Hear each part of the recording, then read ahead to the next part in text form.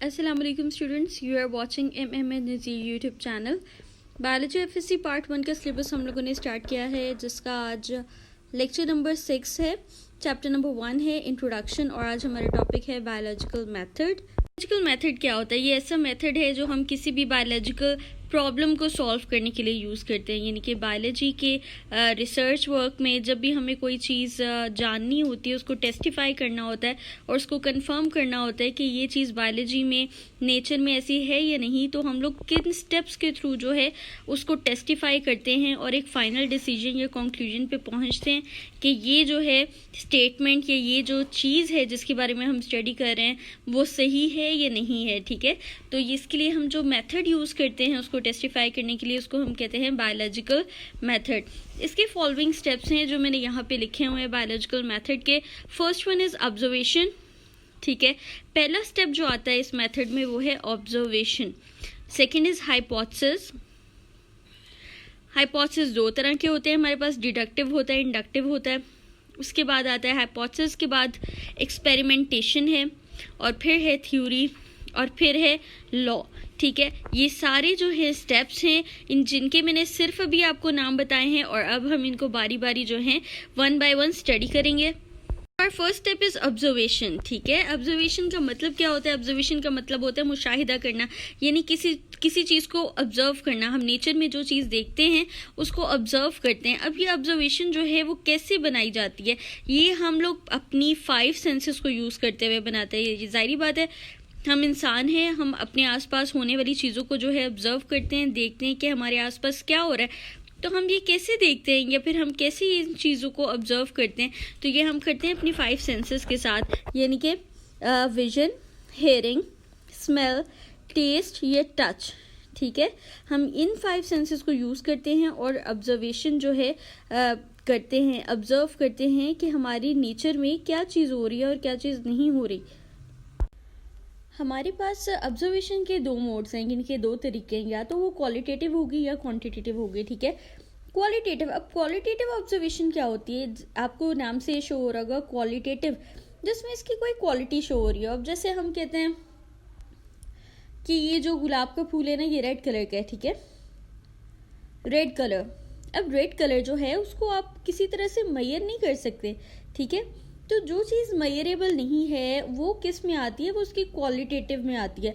ठीक है, वो एक क्वालिटेटिव ऑब्जर्वेशन होगी। अब जैसे मैं कहती हूँ ये चीज़ बहुत अच्छी है, अब वो कितनी अच्छी है, कम, ज़्यादा या बहुत अच्छी, मतलब इसका कोई पैरामीटर नहीं है जिससे हम इसको मेजर कर सके। तो जो चीज़ मेजर नहीं हो सकती उसको हम क्या कहते हैं? वो क्वालिटेटिव ऑब्जर्वेशन है।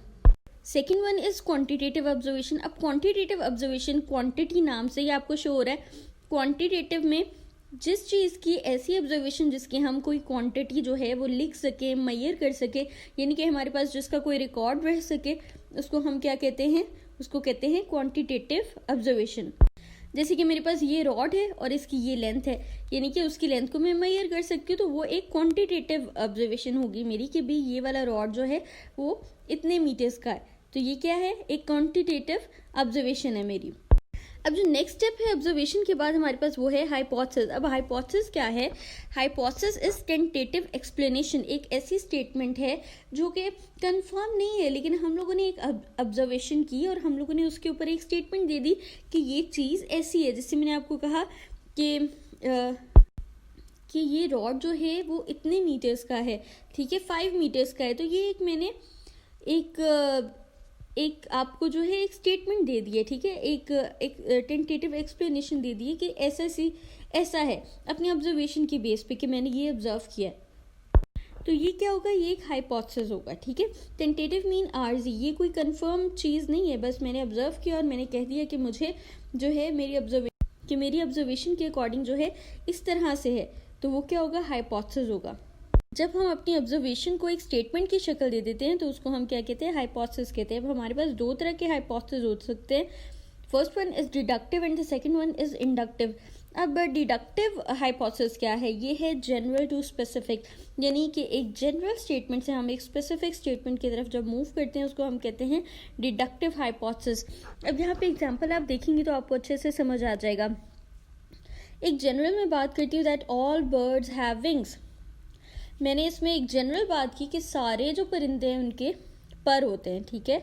अब सारे परिंदों के अगर पर हैं और स्पैरो जो है यानी कि चिड़िया जो है वो एक परिंदा है, यानी कि उसके भी पर हैं, ठीक है।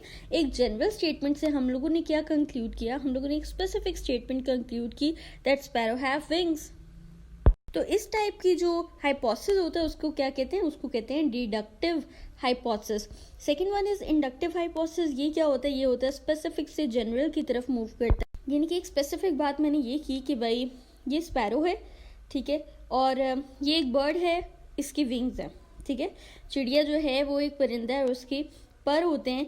इसका मतलब ये हुआ कि जो क्रो है, पिजन है, हॉक है, ईगल है, या इस तरह के सारे जो हैं ये जानवर जो हैं ये सारे एनिमल्स क्या हैं, बर्ड्स हैं, और इन सब के भी विंग्स होंगे। फिर मैंने एक स्पेसिफिक बर्ड लिया स्पैरो और कहा कि उसकी विंग है और वो बर्ड है, इनके बाकी सारे बर्ड्स जो होंगे उनके भी विंग्स होंगे, ठीक है।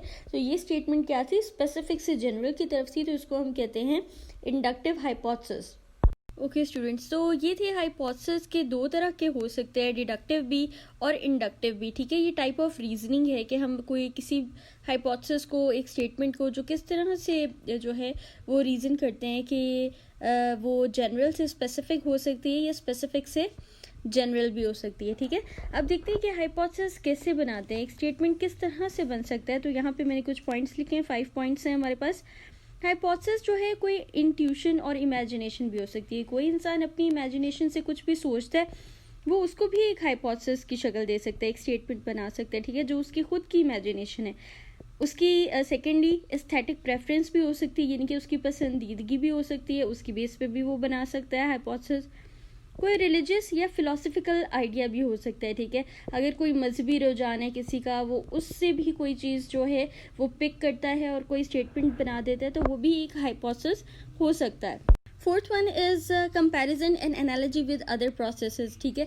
हम दूसरे प्रोसेसेस को स्टडी करते हैं, उसके साथ कंपेयर करते हैं, या उसके साथ जो है उसकी एनालॉजी मीन्स उसकी सिमिलैरिटी देखते हैं, उस बेस पे भी कोई हाइपोथेसिस बन सकता है। और last one is discovery of one thing while looking for other, यानी कि हम एक चीज़ को स्टडी कर रहे हैं, ठीक है, उसको स्टडी करते हुए हमें कोई न्यू चीज़ जो है हम उसको डिस्कवर करते हैं, तो उसको भी हम एक हाइपोथेसिस की शक्ल दे सकते हैं, ठीक है। तो ये सब जो है ये तरीके कार हैं जिससे हाइपोथेसिस बन सकता है। हाइपोथेसिस के बाद हमारे पास जो पॉइंट आता है जो बायोलॉजिकल मेथड में, वो है एक्सपेरिमेंटेशन। अब एक्सपेरिमेंटेशन क्या है, एक्सपेरिमेंटेशन है टेस्टिंग ऑफ हाइपोथेसिस, यानी कि हम डिफरेंट पैरामीटर्स सेलेक्ट करते हैं और जो है अपनी स्टेटमेंट को जज करते हैं बहुत सारे तरीक़ों से, उस पर एक्सपेरिमेंट्स परफॉर्म करते हैं और फिर देखते हैं कि हमारे पास क्या रिजल्ट्स आते हैं। भी कोई हाइपोथेसिस बनता है तो उसके बाद हमारा नेक्स्ट स्टेप होता है एक्सपेरिमेंटेशन का। एक्सपेरिमेंटेशन के बाद नेक्स्ट जो स्टेप है वो है थ्योरी का। थ्योरी क्या होती है, ये एक ऐसी स्टेटमेंट होती है, एक ऐसा हाइपोथेसिस होता है जो कि बहुत सारे एक्सपेरिमेंट्स के बाद एक सेम रिजल्ट आने पे, यानी कि ऐसे रिजल्ट्स आते हैं उन एक्सपेरिमेंट्स के जो कि उस स्टेटमेंट को, उस हाइपोथेसिस को सपोर्ट करते हैं, ठीक है, उसको फॉल्सिफाई नहीं करते, तो वो क्या शक्ल ले लेती है, वो एक थ्योरी की शक्ल ले लेती है। क्योंकि अगर एक हाइपोथेसिस है, अगर वो रिजेक्ट हो गया, यानी कि हमने उस पर एक्सपेरिमेंट्स किए और वो उस तरह का रिजल्ट हमें नहीं मिला, ठीक है, तो जिसने उसको सपोर्ट नहीं किया, तो फिर तो वो वहीं पे ख़त्म हो जाएगा हाइपोथेसिस। लेकिन एक ऐसा हाइपोथेसिस जिसके ऊपर बहुत सारे एक्सपेरिमेंट्स किए गए और उन एक्सपेरिमेंट्स को उसने सपोर्ट किया, तो फिर वो एक थ्योरी बन जाती है, ठीक है। जिसकी एग्जांपल में यहाँ पे मैंने सेल थ्योरी लिखा है। ऐसी बहुत सारी थ्योरीज हैं बायोलॉजी में जिनको एक्सपेरिमेंट किया गया जिन हाइपोथेसिस पे, और उन्होंने उसे सपोर्ट किया, जो है वो बन जाती है, यानी कि एक ऐसा हाइपोथेसिस जो फॉल्सिफाई नहीं हो पाता। उसको फिर हम जब देखते हैं, अब एक थ्योरी की जो फीचर्स हम बताते हैं कि ठीक है ये थ्योरी कैसी है, तो उसके लिए यहाँ पे 2 पॉइंट्स हैं आपकी बुक में गिवन, प्रेडिक्टिव थ्योरी और प्रोडक्टिव थ्योरी, ठीक है। अब प्रेडिक्टिव थ्योरी और प्रोडक्टिव थ्योरी ये दोनों जो है फीचर्स हैं एक गुड थ्योरी के, यानी एक थ्योरी जो है वो अगर अच्छी थ्योरी कंसीडर की जाती है तो उसमें प्रिडिक्टिवनेस होना ज़रूरी है, यानी कि उसके पास एक्सप्लेनेटरी पावर होना ज़रूरी है, यानी कि वो एक चीज़ को, एक जो हम लोग की जो स्टार्टिंग में ऑब्जर्वेशन थी उसको अच्छे से एक्सप्लेन कर पाए, हर एस्पेक्ट को जो है वो कवर कर पाए, तो वो एक अच्छी थ्योरी कहलाएगी, ठीक है। और उसको हम कहते हैं प्रिडिक्टिव थ्योरी। और अगर कोई थ्योरी जो है वो आगे से न्यू और डिफरेंट हाइपोथेसिस को जो है सजेस्ट करे तो उसको हम कहते हैं प्रोडक्टिव थ्योरी। ये भी एक फीचर है गुड थ्योरी का, यानी कि एक अच्छी थ्योरी का जो है फीचर है कि वो क्या करती है, वो डिफरेंट हाइपोथेसिस को सजेस्ट करती है। के बाद लास्ट जो पॉइंट है, लास्ट स्टेप है बायोलॉजिकल मेथड का, वो है लॉ, यानी कि एक ऐसी थ्योरी जब उसको बहुत सारे एक्सपेरिमेंट्स को एक्सपेरिमेंट किए जाते हैं हाइपोथेसिस के ऊपर, थ्योरी के ऊपर, और उसको जो है कोई फॉल्सिफाई नहीं कर पाता, यानी कि एक थ्योरी जो है बहुत सारी जजमेंट से गुजर के निकलती है और फॉल्सिफाई नहीं होती, यानी कि अपने आप को वो सही कंसीडर करवाई जा रही है हर बार, तो क्या एक शेप ले लेती है, वो एक लॉ की शक्ल ले लेती है। एक थ्योरी को बहुत सारे जो हैं वो लोग सपोर्ट करते हैं, बहुत सारे साइंटिस्ट, ठीक है, डिफरेंट एक्सपेरिमेंटेशन के साथ उसको सपोर्ट करते आते हैं, ठीक है। तो फिर वो क्या बन जाता है, वो एक लॉ बन जाता है, यानी कि एक ऐसी चीज़ जो बिल्कुल भी कभी फॉल्सिफाई नहीं हो सकता, ठीक है, एक रूल बन जाता है वो। बायोलॉजी में लॉस जो हैं वो बहुत कम है। इसका रीज़न ये है कि जो हमारा नेचर है वो जो है बहुत ज़्यादा जो है उसमें चेंजेस आते रहते हैं, ठीक है, with the passage of time. हम लोग क्योंकि आप लोगों को पता है जब हम ऑर्गेनिज्म को स्टडी करते हैं उसमें एक बहुत बड़ा फैक्टर एवोल्यूशन का है, यानी कि एवोल्यूशन मतलब एक चीज़ में चेंज आना with the passage of time. Law की एग्जांपल जो बायो में हमें मिलती है उसमें लॉ ऑफ सेग्रीगेशन है, हार्डी-वेन-बेक थ्योरम है, ठीक है, ये लॉज हैं, यानी कि ऐसी स्टेटमेंट्स हैं, ऐसे हाइपोथेसिस हैं जिन पे एक्सपेरिमेंट्स किए गए, थ्योरी बनी और उनको सपोर्ट के बाद जो है एक फाइनल लॉ बना दिया गया, यानी कि एक ऐसी थ्योरी जो कि चेंज नहीं हो सकती, फॉल्सिफाई नहीं हो पाई, तो उसको हम क्या कहते हैं, लॉ कहते हैं, ठीक है। तो ये था आज का हमारा topic biological method. I hope कि आप लोग को अच्छे से समझ आ गया हो, इसको अच्छे से आप लोग प्रिपेयर करें। और अभी तक अगर आप लोगों ने हमारा चैनल जो है सब्सक्राइब नहीं किया तो उसको ज़रूर सब्सक्राइब करें। चैनल पे सारे सब्जेक्ट्स के जो हैं वो आपको लेक्चर्स मिलेंगे, तो आप लोग इनको शेयर करें अपनी फैमिली और फ्रेंड्स में। लेक्चर अच्छा लगे तो आप उसको लाइक कर दें और शेयर कर दें। अल्लाह हाफिज़।